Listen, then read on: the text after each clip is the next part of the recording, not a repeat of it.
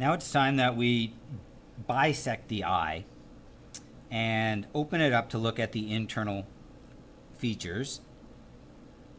So I'm going to perform a frontal section, which means I'm going to cut the front half away from the back half.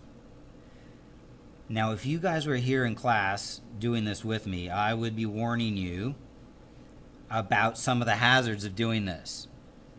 First of all, we have a very sharp tool, so we have a cutting hazard. So I'd be telling you not to cut yourself. But the tricky part about this is that this eyeball is a pressurized compartment, and it's full of fluid.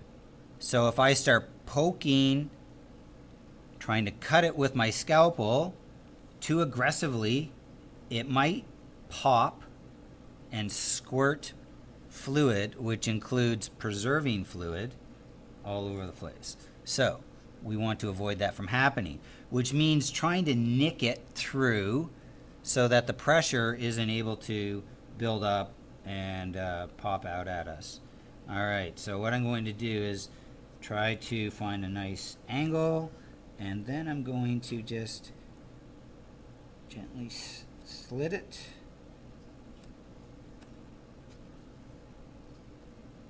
And then just cut.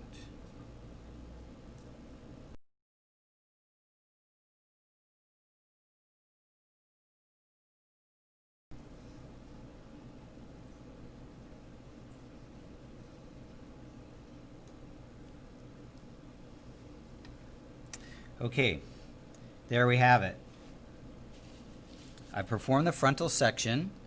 I have not disturbed too much of the tissue because I want you guys to see nice and clearly exactly what we have here. It might be difficult because of the contrast. Okay. Before I do anything, I want to point out this tissue here because it is coming loose from where it is supposed to be. And it has exposed another feature of the inner lining of the orbit. So this interesting shaded tissue here is called the choroid. It goes from a very dark midnight blue, I would say, to a faded pale blue.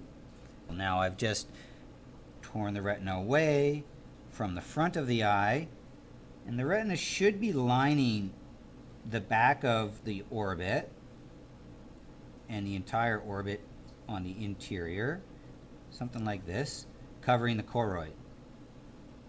So there's the retina. Now what's really interesting about the retina is that all of the information, okay, let me see if we can get a better view of that. All of the information that the retina absorbs, which is just light information, gets transmitted by way of the optic nerve. So the retina extends from the optic nerve kind of like an umbrella. So let's see if we can fold this up and find its origin. So there's the origin of the retina. Let me see, right here. Okay, now let's check this out. Where's the optic nerve? Here, oops, that's not looking good. So there's the optic nerve.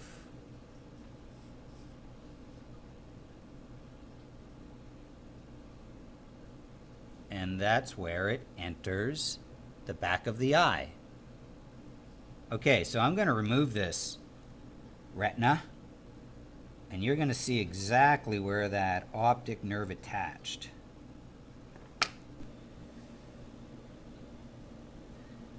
Okay, can you see this little dimple at the end of my probe? That spot right there is called the blind spot, because that is where the optic nerve enters the back of the eye, and that's where the retina attaches. So no vision is detected in this region. Now, the other feature that I mentioned that's on this portion of the eye, the choroid, I'm going to loosen it up and detach it so you can see that better as well. This is a fantastic material. It's rather fibrous. It's not stretchy at all. So that means it has no elasticity in it.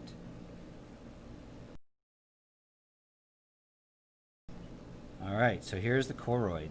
Choroid. Beautiful colored stuff. Bring it in here. So now we have the orbit is empty. A little more choroid left here. And you can see now more easily, maybe.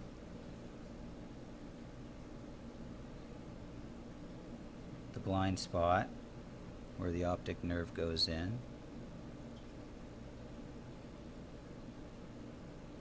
Right there. And now you see the wall of the sclera. It's very flexible, but really strong. It was hard to cut. So of course that's for protection of your eye. Okay, so that's the back of the eye. But before we move on from the back of the eye, this is something that I'm never going to be able to show you because it's so small. Oh, there it is. I can feel it. And that's why I wanted to point it out, is because it's more something you can feel than see. So there's a little dimple. And this is on the lateral side of the optic nerve, or the blind spot. And it's a depression. Let me get that centered for you. It's a depression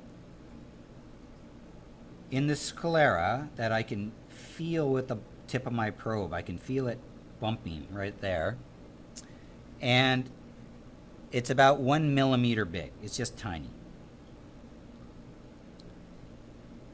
In that region where the retina lines that spot, and that spot is called the Fovea Centralis.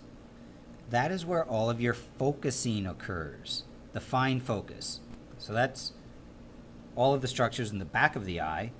There's all kinds of great stuff in the front of the eye as well.